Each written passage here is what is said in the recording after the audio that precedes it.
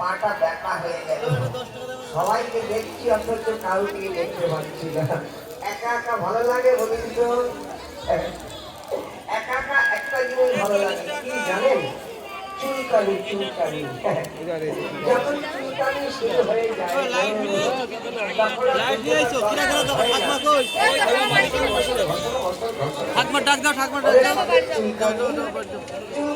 চুলকাইতে বের হয় লাল পানি।